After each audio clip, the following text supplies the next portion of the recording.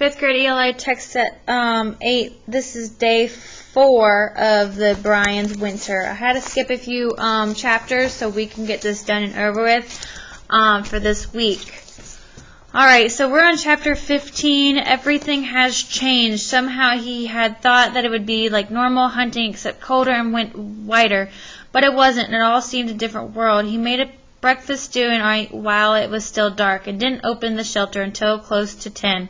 When the sun was well up, Brian had never felt such cold, never thought he would see it, never thought if he did see such cold he would live through it.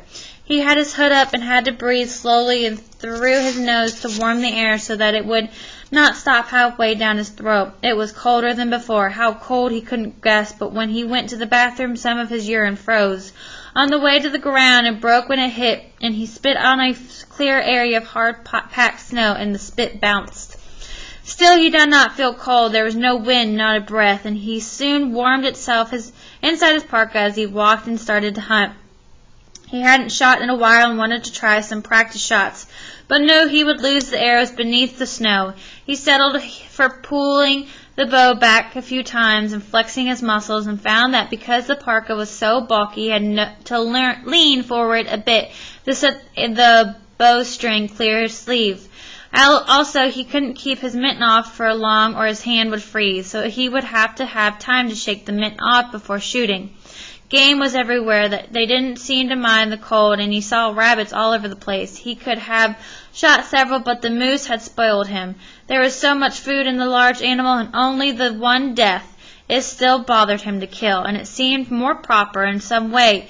He would have to kill perhaps 150 rabbits to equal one moose. As it happened, he did not get a moose.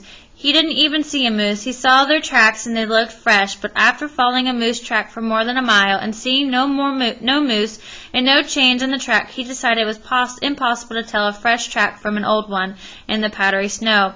They all looked the same. He was working back toward camp and had decided that he would start trying to hit rabbits when he saw the deer.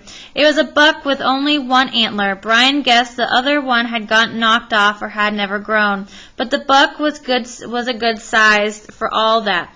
Nowhere near a moose, but large for a deer, and Brian studied the layout carefully. Brian was on a small rise, and the deer was slightly below, standing on the edge of a round frozen pond about 50 yards away, much too far for the shot. The deer was in the snow up to its belly, biting the tops of small red willows, eating them slowly, but its ears swiveled constantly, and Brian knew he could move no closer directly without being heard. But Brian and to his left, and as he faced the deer, there was a shallow depression that angled toward the buck.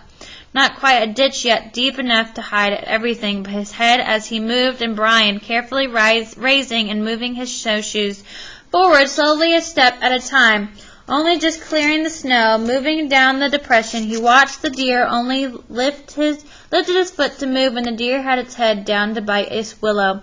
A step, another step, slowly, so slowly, and in what seemed hours he'd moved sideways and 15 yards closer.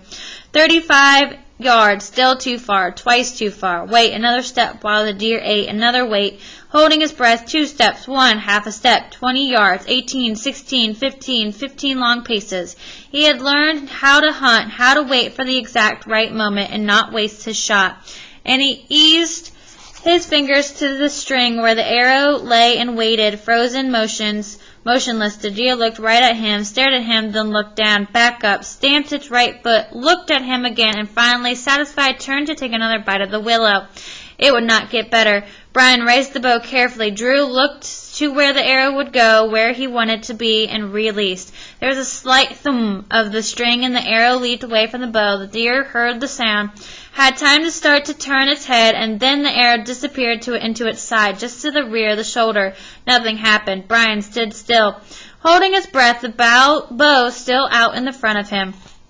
The deer stood staring at him, seeing him now, feeling the pain of the arrow that had gone into the top of its heart, but still staring, and then settling down on its front end slowly as Brian had walked, then down with its back and the end, and the head curving over to the back until the one antler rested on its shoulder, and it died that way, looking back and up at the sky. Forever, Brian thought. It took forever. With the moose there had been violence, the charge, as killing Lance, but this was a kind of murder. I should have missed, he thought, still standing with the bow out in front of him. I should have raised my hand, and the arrow would have gone up a bit, and I would have missed, should have missed. I'm going to skip. 16. The weather warmed and he started to run the next day. Not literally. It was all he could do to walk fast in the snowshoes. But in the sense that wolves run. He decided to see more, be more, and not spend all his time in the shelter, just living between kills and looking out the door now and then. He wanted more, and the snowshoes, some new confidence made him free. He took his war bow and lance, a deerskin quiver of arrows over his back, a proper lighter, and enough meat for the day, wrapped in a hanging pouch of deer hide, and ran the way wolves ran, course just to see what he could see. He moved out from the shelter in gradual circles, discovering the land. The first few days he did not go far, had a slight concern about becoming lost, and then decided it didn't matter. He would always find his way back by the snowshoe tracks, and even if they filled in, it took him some time to find his way home to the shelter in a very real sense. He is always home now in the woods. With the bow and hatchet at his belt, and the lighter to start a fire, and snowshoes to keep him above the snow, he had become a creature of winter. Home was where he stopped to have a fire, and by the end of a week, the warm weather held rising to 30 above during the day. He actually stayed out away from the shelter for a night and sat by a fire in his clothes, listening to wolves howling, seeing 1,000 diamond eyes from the firelight glittering in the snow around the fire pit. The next day it grew warmer. Still, he was working a ridge about 4 miles from camp, hunting a moose. He had no intention of killing the moose, but was hunting like a wolf, not always to kill, but to know, to see. He had seen the moose, a large bull, with both antlers gone, either in the day, and had locked down to his tracks and followed a quarter-mile back, watching the moose through the trees as the moose nibbled on the same willow shoots Brian had seen the deer eating. They made it look so good. He tried them, but they tasted like wood to him, and he spit them out.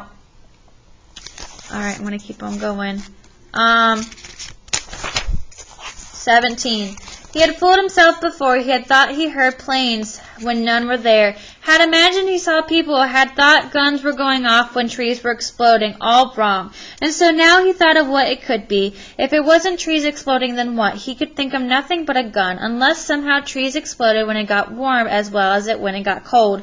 He had neglected camp and spent all the day cleaning the shelter, bringing in more wood, retightening the snowshoes, checking the bowstrings, and sharpening the hatchet and knife. It was still warm, so he put his sleeping bag out to air, and somehow when he had done these things, it was near dark and time to cook again and settle in for the night.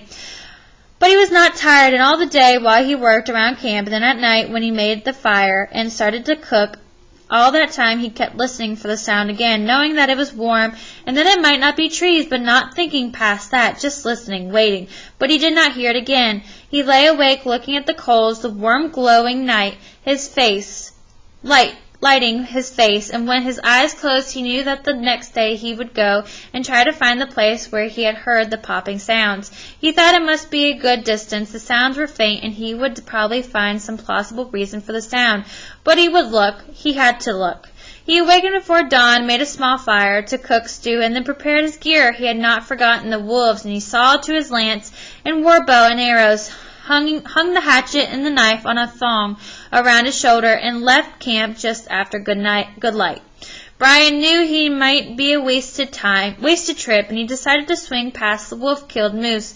There had been 4 wolves, but it was a large moose, and there would probably be meat left over if the wolves were gone. He needn't have worried. The wolves had eaten off the rear end up the middle and were gone, but the back and front shoulders were intact, and Brian made a mental note to swing back around and start carrying meat back to the camp when he finished the search. The warm weather had softened the snow surface, and then it had refrozen during the night, so the snowshoes didn't sink in at all, but rode along the top, and Brian found it almost like skating. If I had skis, he murmured, I could fly. And he wondered how hard it would be able to make a pair of skis, whittle them out of wood, almost impossible, but his mind stayed on it. Okay. thinking on how he would cut a straight log and split it with the hatchet and carve it flat and somehow warp up the end, seeing it in his mind, visualizing each step, and he was so caught up in the idea of his skis that he almost missed it. A line! He had come 3 miles and a bit more, working along the tops of ridges where he could see farther. There were hundreds of ponds and lakes scattered through the woods, and he wove between them, staying high. He saw 3 moose, more than a dozen deer, and hundreds of rabbits, and could have many shots, but was trying to find some sign, something would be out of the ordinary, and there it was, a line, in the middle of a lake, more than a mile away, and below the ridge he was walking on, out across the ice from the east to the west side of the lake, there was a line, a straight line. He saw it and didn't see it. Looked away and kept walking, thinking of the skis, and then stopped, did a long double take, and looked again, and there it was, a straight line in the snow across the lake. Brian had discovered that there are almost no straight lines in nature. The sides of trees, up and down, the horizon far away, but very little else. Animal tracks almost always wandered, circled. Seldom did they go straight for any distance, but the lake was a mile away. The line could be anywhere. Anything. He walked closer, watching as he came off the ridge until the trees bloated it out, and then picking up the pace, sliding the snowshoes over the hard surface as fast as he could, move until he saw it again, not on the lake this time, but through the trees ahead before going out onto the ice, the same line, closer. He could see that it was not just a line, but a depression in the snow that went along straight, and when he moved still closer, he could see that the depression was about 5 inches deep, almost 2 feet wide, and the bottom of it was as smooth as packed ice, a flattened trail that went off the bank and out on the surface of the lake. Something came by, he thought, and then no.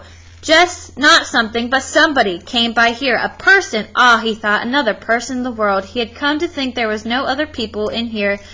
Was the strange track, almost certainly a person made it, but in what manner? Then he saw the edge of a print. On the side of the flattened area, just to the edge, was one clear wolf print. It was plain as if the wolf had stepped in plaster and made a cast.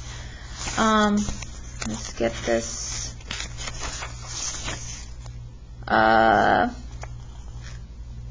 4 huge malamutes. The one on the left whined softly and wiggled, trying to get him to come and pet, and Brian stood there, stunned with beyond the dogs. He saw a crude log shelter covered with brush and a skin door. As he looked, a Native American man with a rifle stepped out of the door. He saw Brian and nodded. It's you. I wondered where'd you come by.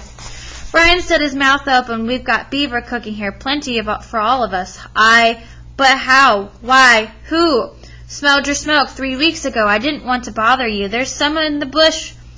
Want to be alone. Figured you'd be here before this, but come on in. He turned and said something back into the shelter, and the 2 small children came out and stood to the man and a woman, looked out over his shoulder. I don't know what to say, and Brian knew he meant it. He hadn't spoken to a person, and he had to stop and think. The days weren't there anymore. Always there, they had been there in the back of his mind every day, the count, and now they were gone. The man disappeared back inside the hut, and Brian still stood, the dogs whining softly, wiggling to be petted. In a minute, the man's head popped back. Are you coming inside? Brian started, then stopped, and kicked out of the snowshoes and walked inside the hut. So do you think this is a satisfying ending?